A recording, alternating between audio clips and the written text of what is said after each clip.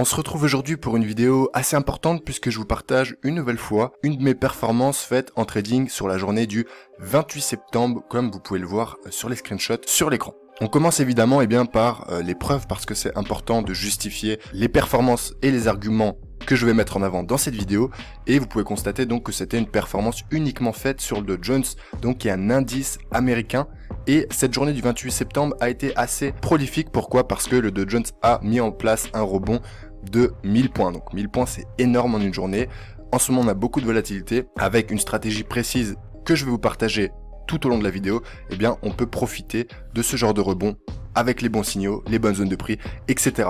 Donc là, rapidement, on voit que la performance a été faite en une seule journée, donc sur la journée du 28 septembre. On peut aussi constater que c'était sur un compte fun. Pourquoi? Parce que j'ai mis 280 € sur ce compte, et puis j'ai fait 6716,71 € de profit, ce qui a amené le compte en une journée à 7000 € quasiment. C'est une très belle performance. Je trouvais intéressant de vous la partager, d'une part pour vous inspirer, d'une autre part pour vous expliquer concrètement la stratégie que j'ai mise en place dans le but de vous faire progresser comme toujours sur ma chaîne YouTube.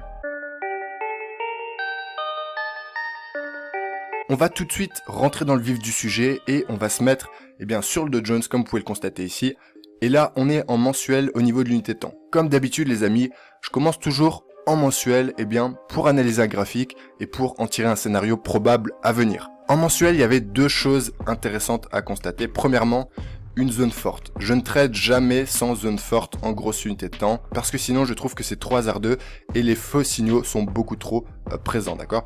Donc là, on va tout simplement tracer cette zone forte qui correspond tout simplement, vous pouvez le constater, à une ancienne résistance extrêmement puissante. Puisque là, on avait un marché qui a évolué sous cette zone de prix pendant un certain temps. Et puis, vous pouvez constater qu'à un certain moment, le marché, avec impulsivité sur une grosse bougie mensuelle, a cassé cette zone de prix et s'est stabilisé au-dessus de cette zone. Donc, retenez que quand le marché casse une forte zone de résistance et qu'après, en clôture, il se stabilise au-dessus, la zone va s'inverser. Elle était résistante au préalable, elle devient désormais support. Une fois qu'on sait ça, on se dit quoi? On se dit que le jour où le marché reviendra sur cette zone de prix, ça sera probablement des super achats à faire, toujours pareil avec signaux et avec un bon scénario préparé en amont. En tout cas, on avait cette zone de prix et là vous pouvez le voir sur la fin de la bougie qu'on est allé quasiment casser cette zone de prix. Maintenant sur le 28 septembre, je vais vous l'expliquer juste après, on va revenir sur le jour précis au niveau des graphiques en plus petite unité de temps, on a juste fait une mèche dessus et on travaillait cette zone de prix, d'accord? Donc on a eu un super rebond grâce à cette zone. Également, deuxième point très important, la moyenne mobile 50 que vous voyez ici en bleu en mensuel qui venait s'ajouter, si vous voulez, en tant que support à cette zone là. C'est-à-dire que vous aviez une forte zone de support de prix en mensuel, donc ça a beaucoup de valeur, et en plus de ça, en bonus, vous aviez la moyenne mobile 50 qui venait s'ajouter à ce support, donnant 2 fois plus de force à toute cette zone de prix. Désormais, nous sommes en daily et ce qui est intéressant en daily, c'est de voir à quel point le marché a travaillé la zone. Mais je voulais vous montrer un truc encore plus important. Ça a été la bougie du 27 septembre daily, donc précédent la bougie haussière ici, qui m'a permis de faire le rebond sur à peu près 1000 pips en une journée, d'accord? Donc cette bougie-là, pourquoi elle est importante? Parce qu'au préalable, on constate tout simplement une forte baisse sur le Dow Jones avec très peu de reprises haussières et surtout sur cette dernière jambe de baisse ici, on peut voir qu'on a empilé 5 bougies baissières donc d'affilée sans aucune bougie haussière et qu'après cette forte baisse de plusieurs milliers de points, on a tout simplement mis en place un doji, ok? Donc le doji, à proprement parler, c'est une bougie d'hésitation, d'accord? C'est-à-dire qu'au niveau psychologique des investisseurs, on va hésiter et ni les acheteurs ni les vendeurs ne savent prendre le dessus sur l'autre, c'est-à-dire qu'on ne peut pas poursuivre la baisse parce que il y a beaucoup d'acheteurs qui sont rentrés à l'achat constatant cette forte zone sûrement comme j'ai pu le faire, mais d'un autre côté il n'y avait pas assez d'acheteurs si vous voulez pour mettre en place une vraie bougie de rebond sur le 27 septembre, par exemple une grosse englobante pour faire vraiment remonter les cours fortement et sauvegarder totalement cette zone. D'ailleurs, on peut voir qu'après ce doji, il y a eu une décision qui a été faite, ça a été de faire ce fameux rebond avec quand même une belle englobante daily haussière, qui n'a pas donné suite certes, mais sur le moment day trading, sur une journée, vous pouvez travailler 1000 points à la hausse avec une bonne stratégie précise, vous pouvez évidemment faire pas mal de trades gagnants. Donc c'est important de constater cette bougie daily au préalable sur la journée précédant ma performance parce que, eh bien, on va comprendre cette hésitation, on va comprendre que des acheteurs commencent à rentrer sur le marché pour essayer de sauvegarder la zone. On va également comprendre que ce doji marque un calme sur la baisse, d'accord? Parce que comme je vous l'ai dit, on a eu 5 bougies d'affilée baissières faisant fortement chuter le Dow Jones. Et puis là, avec ce doji, on comprend que ça se calme un peu, qu'on commence à hésiter, que ça s'essouffle et donc probablement qu'un rebond est à venir. On ne savait pas qu'on allait rebondir de 1000 points la journée suivante parce que personne n'a de boule de cristal, mais on essaye d'interpréter les bougies japonaises pour en tirer des scénarios évidemment parce que comme je vous l'explique, les bougies vous donnent pas mal d'informations et vous mettent la puce à l'oreille parfois sur des rebonds à venir, surtout quand c'est sur des fortes zones, sur des fortes moyennes mobiles en grosse unité de temps. Donc ça c'était vraiment important à comprendre sur la journée précédant la performance au niveau du daily par rapport à ce doji. Ce qu'on va constater en H4, c'est que le marché baisse fortement, d'accord? Maintenant, il va vous donner quelques signaux intéressants. En plus du doji en daily, en plus de la forte zone en mensuel et de la moyenne mobile 50 en mensuel, on va constater en H4, qui est quand même aussi une grosse unité de temps, une divergence. Alors, elle n'est pas énorme, mais elle est quand même là. Donc, une divergence haussière. Le marché baisse, le RSI monte, d'accord? Donc, le marché baisse avec des points bas de plus en plus bas, symbolisant une belle loi de dos baissière. Et le RSI va faire l'inverse, c'est-à-dire qu'il va faire des points bas de plus en plus haut, symbolisant un essoufflement, une divergence à la hausse. La divergence, c'est quelque chose que j'utilise beaucoup dans mon trading, parce que ça va vous montrer un changement de psychologie à venir, un essoufflement de la tendance en cours, et probablement un retournement, d'accord? Maintenant, la divergence à elle seule ne suffit pas. Et ce qui a été magnifique en H4 pour compléter la divergence, vous pouvez le voir, cette bougie ici, on est bien sur le 28 septembre, on est sur la bougie qui a démarré à 10h, et vous pouvez voir que, à 14h, on avait englobé totalement la bougie précédente, puis celle d'avant, puis les deux précédentes. Donc, en une bougie 4 heures, on a englobé les 4 bougies précédentes 4 heures. C'est un fort signal de rebond. Pourquoi? Parce qu'en une bougie, on englobe 4 bougies précédentes. En plus de ça, on a la divergence, en plus de la zone et de la moyenne mobile 50 en mensuel. Et on peut voir que ça rate pas. Après cette englobante, on va tout simplement aller chercher la moyenne mobile 50 H4 qui était une forte zone de TP. Pourquoi? Parce que la moyenne mobile 50 garantit la tendance. Il aurait fallu un énorme rebond pour casser cette moyenne mobile 50 et si on l'avait cassé, on ne serait pas retourné en bas du range et en bas de la zone support. On serait tout simplement remonté un peu plus haut. Pourquoi pas aller travailler cette forte zone un peu plus haut de résistance, d'accord? Donc là, on savait que ça allait être compliqué d'aller plus loin et d'ailleurs le marché a fait une petite mèche de doji, puis on est reparti à la baisse sur les jours suivants. En tout cas, cette englobante 4 heures plus la divergence 4 heures permettait déjà de profiter d'un joli rebond. Et si vous rentrez par exemple ici, sans signaux complémentaires en restant sur le H4, ça suffit déjà, vous cherchez un TP à la zone suivante, à la moyenne mobile 50, qui correspond plus ou moins également, vous le voyez, à cette zone un peu, de stabilisation avant le dernier mouvement baissier ici. Vous voyez que ça a bien cafouillé pendant plusieurs heures, et donc on s'attendait forcément à ce que le marché bute un peu sur cette zone. Il n'est pas allé travailler exactement au point près la zone de prix, mais vous pouvez voir qu'il a fait une mèche haute, et puis cette zone a fait redescendre les cours. Pourquoi? Parce que comme je vous l'ai dit, les vendeurs qui suivent la tendance moyen terme, court terme, ont repris des ventes ici, en se disant tout simplement qu'on avait fait un rebond de 1000 points, et que c'était intéressant de continuer la tendance baissière.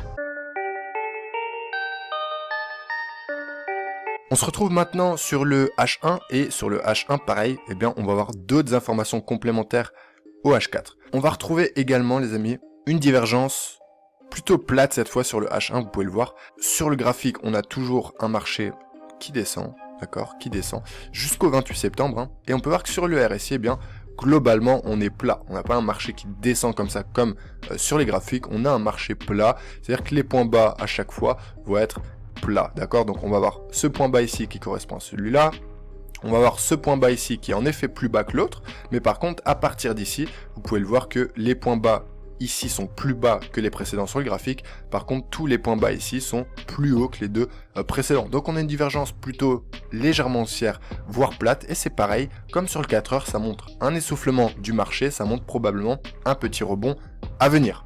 Également, comme sur le 4 heures, au niveau du 28 septembre, vous pouvez le voir ici, on va zoomer un petit peu, on a une belle englobante horaire qui va englober 8 bougies précédentes, et après une bougie comme ça horaire de 300 points environ en une heure, on se dit qu'il y a un flux, qu'il y a un rebond qui se déclenche à la hausse, ok? Parce que la bougie est plus impulsive que les précédentes parce que pareil, on est toujours dans cette forte zone mensuelle, on est toujours sur la moyenne mobile 50, et puis on a la divergence en 4 heures, on a la divergence maintenant en horaire, et donc tous ces avertissements laissent à penser à un rebond à venir. Je vous rappelle que au niveau de cette bougie horaire, quand je suis dans ma journée de trading, eh bien à 11h du matin quand on démarre ici, je ne sais pas avec certitude qu'on va prendre de nouveau 700 points en plus dans la journée, d'accord? C'est juste que je prends les signaux au fur et à mesure. Je regarde ce qui se passe sur les grosses unités temps, ensuite je descends sur les plus petites unités temps pour avoir plus de détails comme on peut le constater ici. Ici on a beaucoup de détails qu'on n'a pas en mensuel, qu'on n'a pas en daily, d'accord? Et là on comprend que le marché a envie de faire un rebond de par tout ce que je viens de vous expliquer, d'accord? Ce qu'on a en plus en horaire qu'on n'avait pas en H4, eh bien ça va être une cassure à ce moment-là de la zone de RSI. Je vais vous la symboliser tout simplement comme ça, vous comprenez. Donc ce n'est autre que la zone de 50% du RSI qui va casser. La zone de 50% du RSI, voyez ça comme une résistance quand on est en tendance baissière et voyez ça comme un support quand on est en tendance haussière. Une fois qu'on casse ça, ça correspond également à la cassure de la moyenne mobile 50 qui intervient environ à 13-14 heures, précession américaine, d'accord? Là, c'est pareil, c'est des signaux complémentaires qui favorisent mon idée de rebond. Et vous pouvez le voir, une fois qu'on casse le RSI, une fois qu'on casse la moyenne mobile 50, ça donne une nouvelle impulsion au marché pour en effet aller chercher la zone suivante qu'on a pu voir en 4 heures. Maintenant, on va terminer sur le 15 minutes pour vraiment comprendre le premier signal qui m'a montré que le marché allait rebondir. J'en avais presque la certitude, même si c'est pas bon d'avoir des certitudes en trading. Maintenant, quand on a beaucoup de signaux qui vont dans le sens de notre scénario, à un moment, il faut être confiant, à un moment, il faut rentrer en position et avoir les cojones de suivre son plan et de le tenir, les amis. Maintenant, en M15, c'était une journée très simple. Je vais vous expliquer pourquoi. En plus de tout ce que je viens de vous expliquer sur le mensuel, sur le daily, sur le 4 heures, sur le H1, en M15, pour faire du day trading, ça a été magnifique parce que, d'une part, on avait de nouveau au préalable, avant mon signal fort, une divergence. De nouveau, le marché descend et le RSI monte, ok? Donc, on a une convergence de divergence en 4 heures, en 1 heure et en M15. Ça commence à faire beaucoup, les amis, beaucoup de signaux qui montrent un rebond. Ensuite, ce qui m'a vraiment fait déclencher, ma journée de trading à l'achat sur le Dow Jones, ça a été cette magnifique, je dis bien magnifique, englobante, impulsive, haussière 15 minutes. Cette bougie, elle démarre grosso modo à 28 900 et elle clôture en 15 minutes à 29 100, ok? Donc on va avoir un peu plus de 200 points de hausse en 15 minutes seulement, avalant, englobant toute cette zone ici précédente, d'accord? Donc là, quand vous voyez ça en une bougie, qu'on prend 200 points sur Dow Jones en 15 minutes, que la bougie est 2, 3, 4 fois plus grande que toutes les bougies précédentes, là c'est le moment de ne plus douter et vous avez le signal clair des trading en 15 minutes qui va vraiment vous faire rentrer en position, s'ajoutant à toute l'analyse technique long terme que je viens de vous faire, ok? C'est vraiment la démarche que j'ai eue, les amis. Je vous donne tout de A à Z et vous voyez qu'en cumulant du mensuel, du daily, du H4, du H1 et en cherchant les signaux en petite unité de temps, 15 minutes, ça peut même être en 5 minutes, on arrive à une stratégie globale multi-unité de temps très solide. Si vous étiez resté que sur le 15 minutes, vous n'auriez pas eu toutes ces informations complémentaires, vous auriez eu juste peut-être ce signal-là qui vous aurait mis la puce à l'oreille, mais ça vous aurait pas conforté dans l'idée d'un rebond. Pourquoi? Parce que vous n'aviez que ça en fait. Et en trading, ce qui est important, c'est d'avoir beaucoup de signaux qui vont dans votre sens, qui vont dans votre scénario, qui vont dans votre analyse, de façon à vous sécuriser un maximum, de façon à mettre les probabilités un maximum de votre côté. Le trading n'est qu'une histoire de probabilité. Ce faisant, une fois qu'on a eu cette englobante, le marché est venu faire un petit retest sur la dernière zone ici, sur les moyennes mobiles 50 et 20, et puis après on est parti à partir de midi à la hausse. Sur l'ouverture américaine, on a fait un petit rebond, on a fait hésiter tout le monde ici vers 14h sur plusieurs bougies 15 minutes, et après vous voyez qu'à 14h15 ici, on poursuit vraiment le rebond. Je voulais terminer cette vidéo par quelque chose de très important en 15 minutes. Vous pouvez voir que avec le recul, évidemment que c'est facile de comprendre qu'on a eu un super rebond, de comprendre qu'on a eu une super loi de dos haussière. Pourquoi? Parce que on a l'impulsion, on a le premier point haut ici, on est d'accord? On a une correction, comme ceci. On a un premier point bas ici, suite au déclenchement de l'impulsion. On est d'accord? Donc on a l'impulsion, on a le premier point haut, on a une première correction, le premier point bas. Ce qui se passe après, c'est qu'on fait une deuxième impulsion haussière qui va aller plus haut que l'ancien point haut, ok? Donc c'est pareil, on le symbolise ici, là on a le deuxième point haut. On est d'accord que le deuxième point haut est plus haut que le précédent. Ok, jusque là c'est bon. Une fois qu'on a le deuxième point haut, on a toute cette phase de stabilisation d'hésitation qui va donner une petite correction, nous amenant à ce deuxième point bas ici. Ok, donc on est aussi d'accord pour dire, les amis, je pense que ce deuxième point bas est plus haut que le point précédent. Jusque là vous me suivez. Après ce deuxième point bas, on a une troisième impulsion, nous amenant ici, matérialisant un troisième point haut, plus haut que les deux précédents. On est toujours d'accord. On a une mini correction ici, qui va marquer un troisième point bas également, plus haut que les deux premiers points bas. Et vous l'aurez compris, c'est tout simplement la définition d'une tendance haussière en loi de dos. Enfin, on a un quatrième mouvement, matérialisant un quatrième point haut, plus haut que les trois précédents, une petite correction, matérialisant un quatrième point bas, plus haut que les trois précédents. Enfin, on va avoir une cinquième impulsion qui donnera lieu à la fin du mouvement ici. Pourquoi je vous parle de ça, les amis? Parce que quand je rentre en trade, à ce moment-là, que le marché commence à corriger ici, eh bien, beaucoup d'entre vous seraient sortis de position, auraient laissé tomber. Maintenant, si vous avez cette démarche de comprendre les lois de dos, les points bas et les points hauts, eh bien, ici, là, même avec cette correction, une correction qui vous ramène 200 points plus bas, ça vous aurait fait paniquer, évidemment. Pourquoi? Parce que vous êtes débutant, parce que vous n'avez pas beaucoup de compétences, parce que vous n'avez pas beaucoup d'expérience et de vécu sur les marchés. Mais j'ai envie de vous dire que grâce à ces lois de dos, vous auriez su qu'il n'y avait aucune raison de sortir de position si vous étiez rentré par exemple à la cassure ici, ou même en clôture avec un stop loss de toute façon un peu large, eh bien vous n'aviez aucune raison de sortir de position. Pourquoi? Parce que la loi de dos se met en place. Et en fait, quand on a une impulsion, tant que le marché ici sur la correction ne vient pas chercher le début de l'impulsion, donc le premier point bas ici, il n'y a aucune raison de sortir. On a la deuxième impulsion, on va valider la loi de dos haussière puisqu'on va faire un nouveau point haut. On a de nouveau une correction qui va faire hésiter beaucoup de gens ici en pré-ouverture US, mais vous voyez que le point bas, à aucun moment, même sur mèche, ne vient inquiéter l'ancien point bas. Il n'y a toujours aucune raison de sortir de position si vous êtes rentré par ici. Là, vous êtes déjà bien en bénéfice, il n'y a aucune raison de sortir, même si le marché revient pas très loin du prix d'entrée. Suite à ça, de nouveau une belle impulsion haussière, matérialisant le troisième point haut. La correction ici, même si vous avez des bougies d'hésitation, quelques bougies rouges, des dojis, etc., on s'en fout les amis. Pourquoi? Parce que le point bas ne vient jamais inquiéter l'ancien point bas. Il y a ici environ 250 points d'écart entre les deux points bas. Il n'y a aucune raison de sortir, d'accord?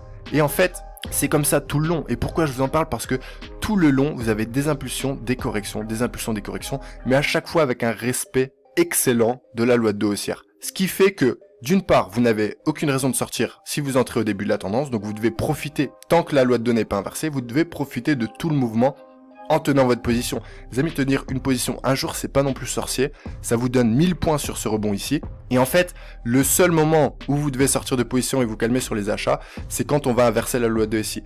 On peut voir que là, on a le dernier mouvement impulsif haussier, le dernier point bas, il est ici, d'accord?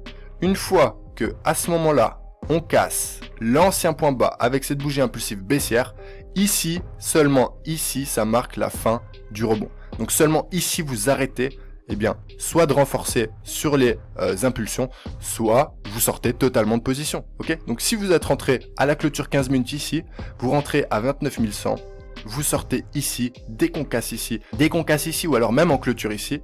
Donc franchement, c'est assez simple quand on lit les choses de cette façon, d'accord? Il n'y a pas besoin d'être médium, il y a juste besoin de regarder ce que vous dit le marché à chaque fois. Et une fois que vous arriverez à mettre cette logique en place de loi de dos pour suivre et pour gérer vos trades, eh bien vous verrez que vous tiendrez plus longtemps vos positions et que vous prendrez beaucoup plus de bénéfices.